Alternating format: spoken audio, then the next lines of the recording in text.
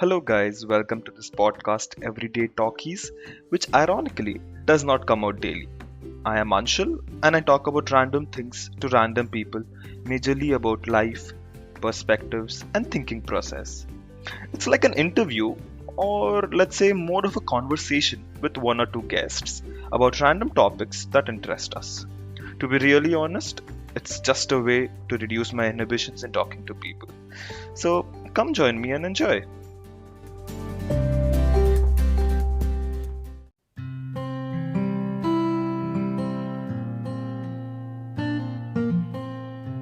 Hello everyone, welcome to Everyday Trekkies, the show where we talk about Star Trek and more Star Trek. Today we'll be discussing episode 2 of Lower Decks. So let's start with our first impressions. Anshul, what is your first impression of the second episode, which is not called Second Contact but called Envoys? It was fun. It was fun to watch that. Too many memorable scenes, I would say. There were some aspects of the shows or the characters overall, Starfleet characters in general, which I liked, Starfleet traits, and there were some Starfleet traits which were like, this is not at all Star Trek. Mixed emotions, I would say. Like overall good fun. So compared to first episode, did you like it more or less? I guess it's an ever increasing thing. I liked it more. Yeah, I liked it more because see, I got to know more about it. I love the Star Trek universe. I love what they're doing. There were certain scenes that were absolutely hilarious. There's nothing compared to that one. So yeah, I loved it more for sure. What about you? Okay, so I definitely liked it a bunch. I don't think I liked it as much as the first episode because the first episode was just more, a little more about doing the exploration thing and dealing with other cultures, whereas this one was like a classic things gone wrong type of episode. It was good to see like another like proper, Klingon. And he wasn't like Discovery or Picard wala Klingon. He was more of a next generation type, like Worf wala Klingon, where he just showed up and the first line he spoke, I was like, okay, yes, this is a Klingon. Like I was just like, huh. And then Boimler and Mariner get into trouble and they have to go look for him. Yeah, it was more of a like chill episode. I definitely liked it compared to the first episode a little bit less, but I still think it was very good. Let's stick to the theme of going character by character, going through all the four main characters and talking about the scenes that we liked, things we didn't like, some of your favorite moments and all of that. So why don't we start with you? So which character do you want to pick first? Let's go with Rutherford. It was like more of a Rutherford focused episode. So his whole thing was, well, first of all, he has a bit of a crush on Tendi, or maybe he's just like one of those Geordie types who's just like falling in love with every woman he sees. Basically, so his whole thing was in order to spend more time with Ensign Tendi, who was like not featured a lot in this episode, but that's okay. To spend more time with her, he basically goes on this quest to change his career path and find something else that he loves doing as much as he loves engineering. So he goes through a bunch of these jobs, the command thing, medical, and then security, and I absolutely loved all of that. First of all, the best thing I thought in the episode was how every time he says that he wants to change his career path, and everybody almost seems like they're gonna yell at him, but then they're like, oh chill, that's fine. Exactly, like that was the best Starfleet characteristic I love.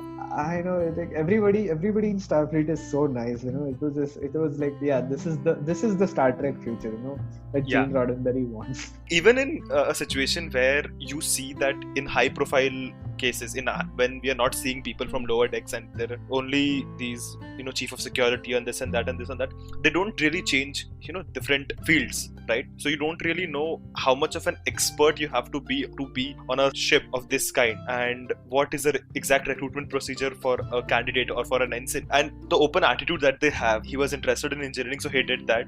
For Tendi, he kept on switching jobs and everybody encouraged him. Like he excelled in lots of things, lacking in some areas and absolutely worse in command. Yeah, the Janeway protocol, which is apparently like the Janeway protocol is you throw all the children out of this airlock. What? That was a weird thing. When I was watching the episode, I could not, for God's sake, remember what Janeway protocol was. I just kept on searching, and on the internet I could not find anything. Like, how is that related to kids throwing out? I think they're just following the trope of, Star Trek, all the simulations and exams in Star Trek being absolutely traumatic. Whenever something happens, it's just like, oh, the whole crew is dead. The kindergarten is dead, the pre-kindergarten is dead. Now all the children are ejected into space. And I love that Jack Ransom is like, even though he's not mad at Rutherford, he's even more excited. He's like, it's okay, let's try again, but with more children. Like, that was so much fun. Like, he screwed up the most basic test with the worst possible thing, which was never done. Yeah, that's actually cool.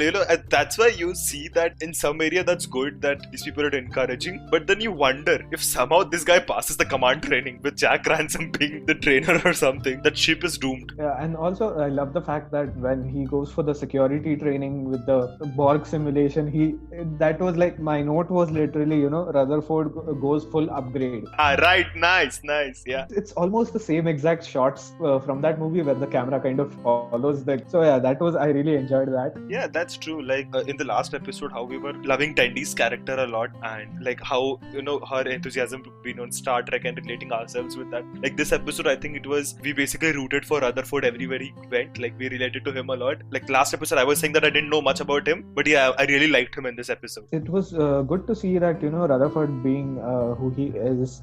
I mean, we obviously knew that you know, engineering was always going to be his love. So when he went on this whole thing of changing careers, I like that everyone was very encouraging of him. And when he, you know, realized that maybe these things are not for him and he really loves engineering, even then it wasn't like a thing that it was he had to hide it or he had to, like, you know, stress out about it. He simply spoke his mind and everybody was like, okay, fine, good, like you have to follow your dreams and do what you want. And I think that's such a cool thing. It's such a low-key positive you know, message that the show has. Like, I really like it. It feels a lot more, you know, what Star Trek should be about. Okay, so now let's move on to the second plot of the story, which was the Mariner and Boimler story. They have to basically take a Klingon down to this planet and escort him, but everything goes wrong when they go to the Klingon district, which is absolutely beautifully animated, by the way. That was some I noticed. Like, all the planets in this are absolutely beautifully animated. Even the Cerritos looks beautiful. One thing that I think we missed in the last episode and we should talk for is, as you mentioned, just appreciate the work of the new age animators, because I know this is not live action and there's no acting and all of that, and during this COVID times it's difficult. Like, I just want to appreciate that the work the animators are doing. I can see some very strong similarities between the characters, or let's say the style with Rick and Morty, but then that's understood given that the writer moved on and the current generation is enjoying this kind of animation. I think probably that is the effect, but then I'm loving that, so no complaints from that end. Okay, anyway, so Boimler and Mariner basically have to go on this whole journey where they have to survive on this new planet on their own while trying to find the Klingon general, you know, Corin. And basically the whole episode's thing is Boimler is trying to be the by the book, I know this, I know that, and then at every turn it's just like he absolutely sucks at everything. And then Mariner has to basically come in and save his ass from, you know, completely getting demolished by either like a big blue alien or the Andorian. So that was really funny. And I really liked how, you know, Boimler's frustration you can see by the end, where he's like all beat up and he's like, I'm just gonna quit Starfleet and this is not for me and this and that. And I was like, yeah, I know what he's talking about, because I've had days like this, but those where absolutely everything sucks and you just want to quit. And it's nice to see that Mariner, who's been like kind of making fun of him all day for, you know, being excited about having this assignment and then not knowing anything about the real world, she kind of sees his frustration and she orchestrates the whole Ferengi encounter, which was like, it was a predictable thing, but then I was really glad to see Mariner do that for him. As much as she likes to make fun of him, she recognizes his, you know, emotions, and also that kind of like he is important to Starfleet in a way, even though she says that she may not care about Starfleet and this and that, but she obviously cares about Boimler and how much he loves Starfleet. That was a nice thing to see. Yeah, the chemistry is something to be worth explored. Sometimes I feel for Boimler, sometimes I don't. I don't know, like it's a mixed emotions,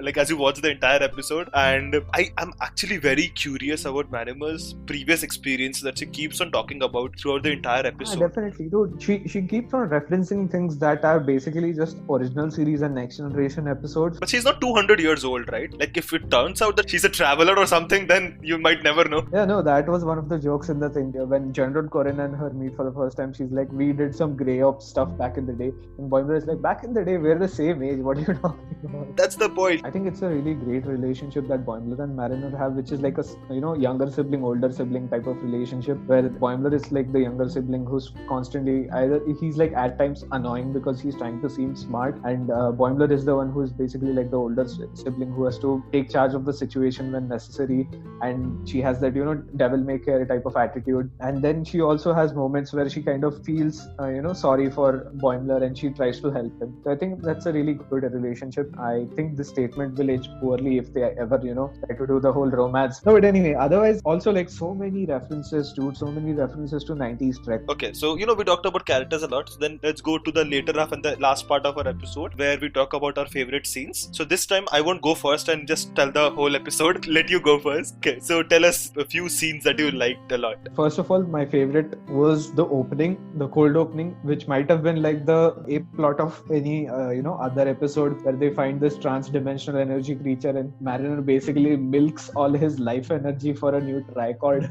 That was like so dark and funny. I absolutely loved it. Then obviously I loved all the references to Raktajino, Kitamura Accords, Section 31 speed walking, whatever that is, and also like Kirk hands, which is like this classic move Captain Kirk used to do to subdue people back in the day. Obviously the last, like it was so nice to see another Ferengi in Star Trek again. Like we haven't seen a good Ferengi since Quark in DS9, I think. So it was really nice to see a Ferengi, and it was a good subversion. Like at first I thought maybe they were going this whole route of, are they really going to do that trope of like Ferengis are these nefarious golem-like creatures? But then when the twist happens, and what I really liked about that, like even when you saw the twist coming, it was the nice thing was you see the Ferengi and he's like completely dressed like a businessman with a monocle and he's very erudite and aristocratic. That I really loved. But it was so nice to see so many things again, like Andorians was a really nice thing, like seeing Andorians again. And Mariner's whole thing of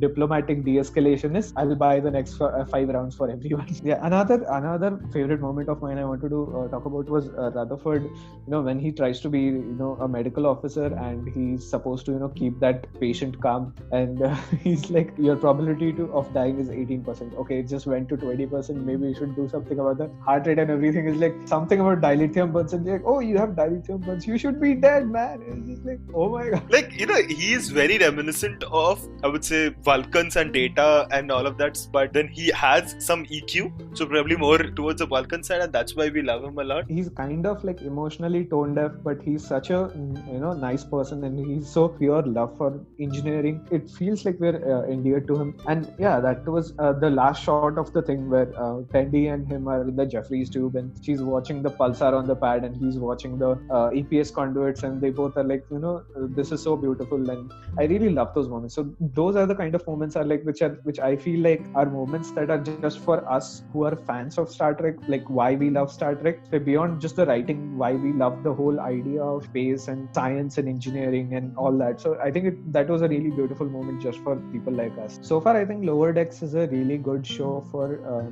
first of all Star Trek fans, and just I think science and space nerds in general. Like as like a science nerd, it really makes you feel warm and nice to see people who also like love space and science and exploration in the same way. One thing which pops up, and I would not prolong this long, I will just quickly end it 2 or 3 minutes. Like one thing which bugs me, I don't know, is that these shows are amazing and we're watching them, we're thoroughly enjoying them. But I wonder, are these shows for people who have never watched Star Trek? Because you see the small callbacks to previous seasons, or the entire history of Star Trek is so huge. Like if you start watching from day one, each episode a day, probably your entire life will finish and you won't be able to finish all of it. So the library is so huge. So I wonder that how are they attracting younger generation or new generation to this new Star Trek and still keeping the feels that they're connected to history and everything is tied down. Because if you do too much of referencing, then new audiences tend to lose interest. We can see from our podcast. I'm sure like 10 seconds into our podcast, they won't know what this means and what that means, and they'll be like, what the hell are these guys talking about? And just tune off. Like these episodes are for people who are watching the episode, right? And probably in an off chance if somebody likes what we are talking, they'll watch an episode or two in the rarest of cases. That's like one thing which bugs me. Yeah, what I think is like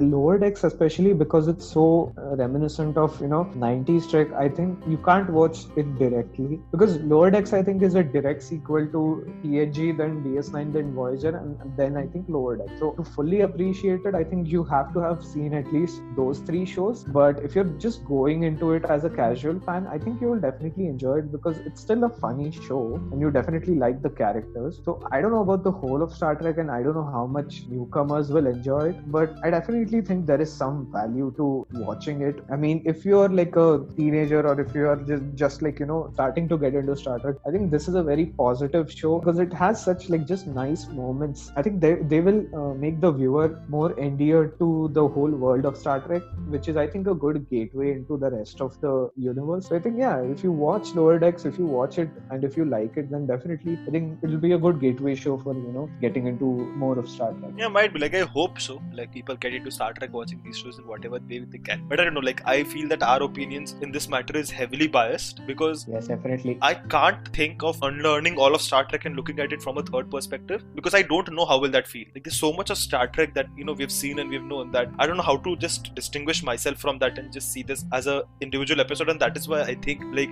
we're seeing such low reviews in these forums. No, I can definitely imagine if me being just a casual fan who maybe hasn't discovered his love of science fiction yet, and watching something like Lower Decks with like space cows and Rutherford's whole thing with exploring different careers on the ship and everything. I think as like someone who is discovering their love for sci-fi, I think Lower Decks would be a really nice show to explore these different corners of sci-fi and, you know, grow into your love of sci-fi. So yeah, you never know. Maybe somebody, like some kid will be like, okay, I see Lower Decks and I absolutely love this whole weird shit and I want to see more of it, and then they'll, you know, get into like all the other shows. Hopefully, let's see. Because it's definitely not as, you know, drama heavy as Discovery and Picard or even Enterprise, and it doesn't have season long arcs, so you can just watch any episode and, you know, have fun with it. And if you become at least even a little curious, I think then the show's done more than its job, I guess. That's for sure. But yeah, overall a good episode, nice Yes, reviews. Looking forward to more. Yes, absolutely. I definitely need like a proper, you know, Tendi dedicated to Tendi episode because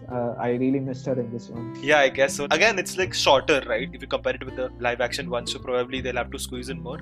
The Star Trek formula, you know, some characters get a few episodes focused on them and then you get other characters. So yeah, I am sure there'll be an episode dedicated completely to Tendi. I just hope it's very soon. So Thank you so much. There's nothing else probably to discuss. We'll come back with a new episode. And till then, bye-bye. till then, Kapla. Kapla.